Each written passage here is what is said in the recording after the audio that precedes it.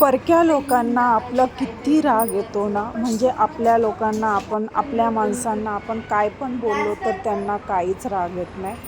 चुकून जरी आपल्या तोंडातून काय पण निघलं ना, म्हणजे सोडून टाकतात. आपल्या बहीण भावाला, मम्मी पप्पाला, म्हणजे आपले सख्खे तर सख्खेच राहतात आणि परके तर परकेच राहतात. म्हणजे आपण परक्या लोकांना काहीच चुकून आपल्या तोंडातून एक शब्द जरी निघलं, आपलं एक शब्द असतात त्यांचे, बाप रे बाप, एवढं रब्बल आणि मोठं ताणवतात आणि एवढे किती हजार शब्द बोलून बोलून टोमणे, ताण्या, टॉर्चर किती करतात, बाप रे बाप.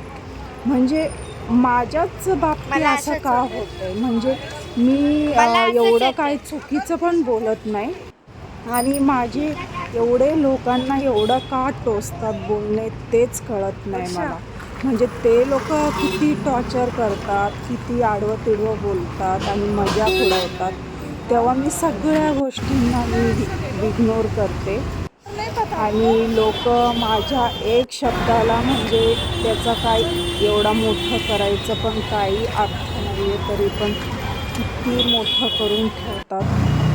म्हणजे आता म्हणजे कोणाला काय बोलायचंच नाही, मुक्यवानी बसायचं, चुकून काही बोलायचंच नाही. तर चला, तर मग मी तुम्हाला सांगते पुढचं काय. माझी बहीण आली होती पनवेलवरून, त्या दिवशी रविवारचा दिवस होता आणि मग पनवेलावरून आल्यावर मग आम्ही मॉलमध्ये गेलो. मॉलमध्ये गेल्यानंतर मग काय फिरलो, जरा इकडं तिकडं फिरलो आणि एवढं काय खास नव्हतं त्या मॉलमध्ये. मॉल कोणाकोणाला आवडते, मॉलमधले कपडे वगैरे, मला तर अजिबात आवडत नाही मॉलमधले कपडे वगैरे. असं आम्ही सगळे गेलो फिरायला. ही माझी छोटी बहीण पिवळ्या कपड्यावर, मोनाली आणि वर्षा, आम्ही सगळेजण फिरायला गेलो होतो आणि मस्त गेलो सगळेजण फिरायला. आणि त्या दिवशी रविवारचा दिवस आमचा आराम करायचा दिवस असतो, कारण की बाकीचे दिवस आमचे खूप धावपळचे दिवस असतात. आम्हाला बाकीचे दिवस अजिबात टाईम भेटत नाही. ज्यांचे आता पोरं नाही, त्यांचे छोटे छोटे पोरं आहेत, मस्त मजा करून घ्या. नंतर तुम्हाला पण कळेल, नंतर तुमचे पोरं मोठे झाल्यावर आयुष्य कसं असतंय, धावपळचं आयुष्य. सकाळी 6-5ला उठा, मग त्यांना दुपारी संध्याकाळी शाळा, ट्युशन, त्यांना आणायचं सोडायचे, घरातले कामं आणि कपडे वगैरे शिवून घ्यायचं. आता म्हणजे कळणार नाही, ज्यांना पोरं नाही आहेत आणि कोणाचे पोरं छोटे आहेत, त्यांना असं वाटतंय की मला काय काम आहे, आरामच आराम असेल.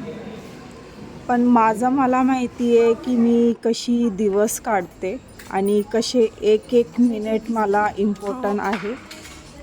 आराम तर मला अजिबात भेटत नाही. माझं आता यूट्यूब चालती आहे, तर अर्धा 1 सेकंडचं पण मला श्वास घ्यायला पण टाईम नाही भेटत आणि जास्तीत जास्त मला व्हिडिओ टाकायला, अपलोड करायला पण नाही भेटत जास्त मला व्हिडिओ वगैरे शूट करायला.